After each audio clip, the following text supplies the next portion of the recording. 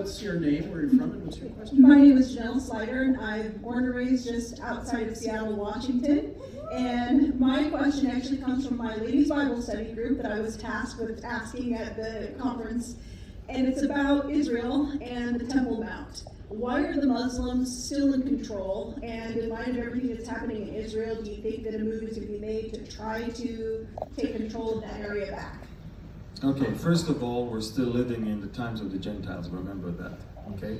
And it's gonna continue, for a while. Now, the only person that will come and be able to somehow grant the right for the Jewish people to build a temple on the Temple Mount is no one but the Antichrist himself.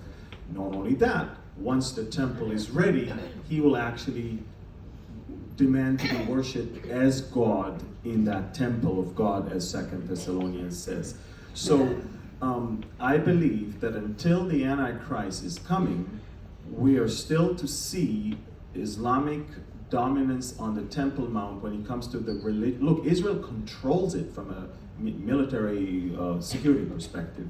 There's no Jordanian military there or Palestinian military there. We're talking about Israeli police over there. But I believe that, and this is where I also think that the Ezekiel war is coming to an interesting effect, because I believe that Islam, the radical Islam, will be defeated on the mountains of Israel in the Ezekiel war. And I believe with all of my heart that that will bring about messianic expectations and times in the minds of the Jewish people. And unfortunately, they'll follow the wrong Messiah, of course, at that time. But this is the point. Look, every time there is talks about peace, Abraham Accords and this and that, all Christians are concerned. It's almost like we should live in war. God forbid, the peace there, I'm concerned.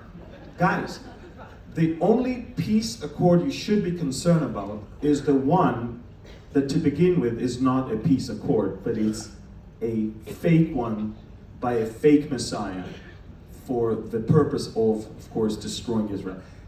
This is not the case when it comes to the Abraham Accord. And even if the Abraham Accords are going to expand to more countries, it is not the Antichrist and it is not the fake peace. In fact, I am very much enjoying the first Abraham Accords. I'm using Dubai as my place where I'm taking off from to the entire world.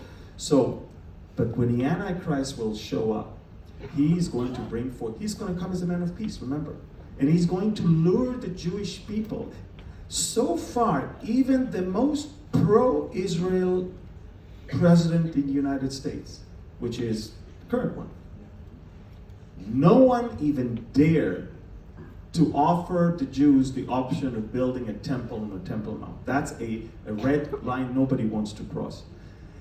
And so, when the Bible talks about in Daniel about Hegbir Brit, Hegbir Brit is not confirming a covenant, he is intensifying, he's making something regular, something spectacular. It's not going to be a regular peace treaty. The Palestinians get to do this, the Jews are doing, no. It's going to be something new. It's going to be something different, revolutionary. He will actually, for the first time, offer the Jewish people after 2,000 years the option of having a temple on the Temple Mount. That's the revolutionary thing that Daniel referred to.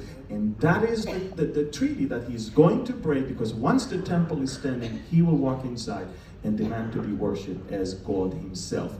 So, to your question, we are still going to see Islamic dominance there, I believe, until the war of Ezekiel 38 is going to come to conclusion with the defeat of radical Islam, not by Israel, but by the God of Israel in a supernatural way. Well, can I do a follow-up question on that? In the text it says that everybody will know it was the Lord that fought for them. That's right. Do you think, is there a salvation experience connected to that? It's a supernatural in terms of, there will be supernatural things like earthquake that we haven't seen, things that are falling from heaven. It's not going to be the rockets of Israel, the generals of Israel, the police of Israel, the Air Force of Israel. None of that is going. This is the first war Israel will not win, but the God of Israel is going to win without even needing us at all around. Something. And so that's going to be something phenomenal. It's important to realize, everybody, that the scripture tells us regarding the Jews, until the veil is taken away, right? Isn't it interesting? Until the veil is taken away. When you're veiled, I don't think Israel's going to take away the veil. The veil is taken away. God will take the veil, not a Jew. A Jew's not going to say, I think it's time I'm going to take away the veil. They can't do that. God's going to supernaturally do that. It appears that he uses, as Amir said, Ezekiel 38 battle, because the scripture says, Ezekiel 38, he says, then you will know that I am the Lord. Wow. And that's very key. But do remember this, that I believe that agreement of 7 years of peace, remember, if a bad guy creates a peace plan, how could you be comfortable with that peace plan if he's a bad guy? Well, they won't know he's a bad guy. They don't realize that. Jesus said in Matthew 24 again, when you see the abomination spoken of by Daniel the prophet standing where it ought not, come down from your house and from your roof and flee. Which means, I believe, is my opinion, I believe the Antichrist, this is how I remember it in my head, I believe the Antichrist will be the guy who issues the permit to rebuild the temple in part of his peace plan. So if Trump tomorrow says, I'm a contractor and I want peace, I'd love to take a crack at the temple now. Yeah, well, it's not going to go very good because he's not the guy.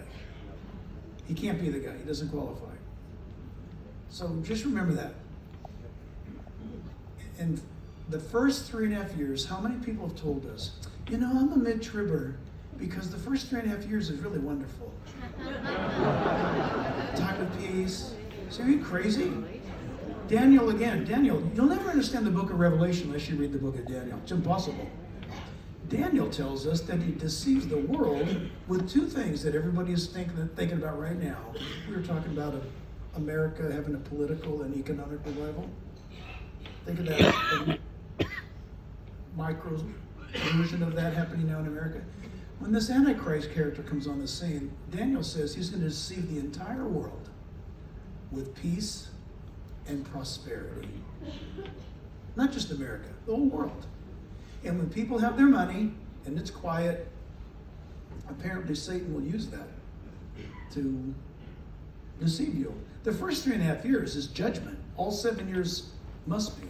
But the first 3.5 years is judgment by deception upon a world with peace and prosperity. God will give them the chance to want to have their gods that they've always wanted. Right? Like the children of Israel wanted meat. You want meat? You can have meat.